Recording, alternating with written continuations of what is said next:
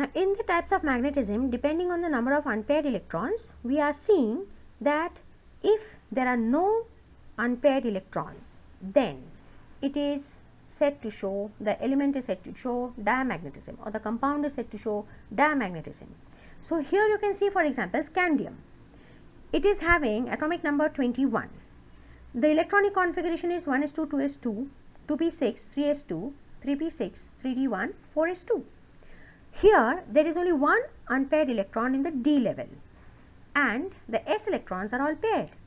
So, we can calculate the magnetic moment due to spin only motion, and that is root over of n into n plus 2 root over of 1 into 1 plus 2, that is root 3 1.732 Bohr magneton. The scandium 3 plus ion on the other hand will have no unpaired electrons because it has lost the 4s2 electron as well as the 3d1 electron to make it 3 plus ion, and so mu has become equal to 0 because 0 into anything is 0. So, we say that scandium 3 plus ion is diamagnetic, but scandium in its ground state is paramagnetic. So, paramagnetic means that element will have at least one or more unpaired electron in its atom. How will it behave? In an externally applied magnetic field, it will definitely show some movement towards the magnet or away from the magnet in the magnetic field, which will be externally applied.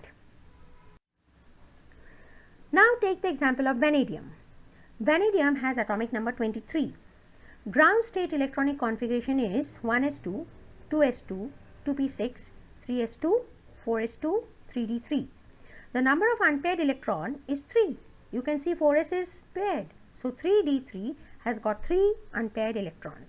The spin only magnetic moment is mu equal to 3.872 Bohr magneton. Put n equal to 3, n is standing for the number of unpaired electrons. So, then vanadium is also paramagnetic in its ground state. And next, chromium. What will we say about chromium? Chromium has got atomic number 24 and its electronic configuration, the most stable state is 4s1 3d5. So, in all 6 unpaired electrons, and the spin only magnetic moment is as large as 6.928 Bohr magneton. Next, the elements like titanium, vanadium, they have got few unpaired electrons with low spin only magnetic moment. They are called paramagnetic. Ferromagnetic are iron, cobalt and nickel. There is also something called as antiferromagnetic, and that is chromium. Now, let us see why they are called so. For ferromagnetic elements, they have sufficiently large number of unpaired electrons, unlike titanium and vanadium. See, for example, Fe, Z equal to 26. Valence shell configuration is 3d6 4s2. If you see here the box diagram of the d subshell, I have shown you 4 unpaired electrons. So, mu is equal to 4 into 4 plus 2, that is 6, 24. Root 24 is 4.89, 8 Bohr magneton. For Mn, the valence shell configuration is 3d5 4s2. It has got 5 unpaired electrons and the spin only magnetic moment comes out to be 5.916 Bohr magneton. Put n equal to 5 over here. Exactly what we mean by ferromagnetism and by antiferromagnetism. Paramagnetism is that they are having few unpaired electrons. They will show some effect in the magnetic field externally applied. Also, ferromagnetism is the same thing. They also have a larger number of unpaired electrons than the paramagnetic compounds or the paramagnetic elements, and they also show some deflection in the magnetic field. Again, antiferromagnetics are also like that. Let us see exactly what happens to the domain. When we talk of the domain, that is the magnetic field of individual atoms, how they are. Initially, they are all randomly oriented because each atom has its own unpaired electrons and they are having their own domains. So, for paramagnetic compounds or paramagnetic elements, when there is no magnetic field, these are how the magnetic domains are at randomly orientation. When you apply an external magnetic field, all of them are getting aligned in the direction of the magnetic field. For diamagnetism, again it is randomly oriented, but when you apply an external magnetic field, it will have no effect. It will just get opposite to the magnetic field. They will get oriented opposite to the magnetic field. So they are having no effect in an externally applied magnetic field. Their spin only magnetic moment is 0. And remember, when we are talking of applying an external magnetic field, we are talking of both the magnetic moments, that is the spin only as well as the orbital angular moment over here.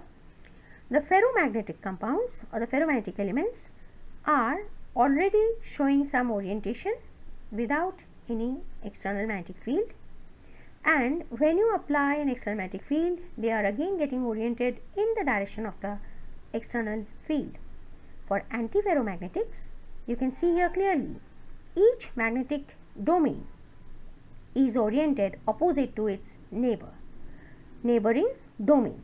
But when you apply an external magnetic field, all of them get oriented in the direction of the external field. For ferromagnetics, we have got, they are oriented quite randomly, you can say, but they are either neutralizing their immediate neighboring domains, or they may not neutralize their immediate domains. That is, they are not oriented in the direction opposite to their immediate neighboring domains. But when you apply an external magnetic field, then all the magnetic domains get oriented in the direction of their external magnetic field. This is with respect to the magnetic domains. That is, we have tried to understand what happens in these types of magnetism.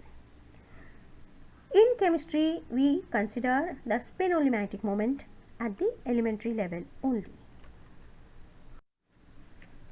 Now we talk so much about Bohr magneton. What is the Bohr magneton? In atomic physics, the Bohr magneton is a physical constant and the natural unit for expressing the magnetic moment of an electron caused either by a spin or the spin angular momentum. Now, how does the knowledge of magnetic properties in transition elements find applications to modern world? The properties of these elements and the behavior of the magnetic domains in externally applied magnetic field is of importance in the field of memory storage devices and computer hard disk drives. This is a very important application. Besides, you will also find in many electronic devices we do have small chips, and there also these magnetic fields are playing an important role. Let's see how when we go into the details of magnetism in physics.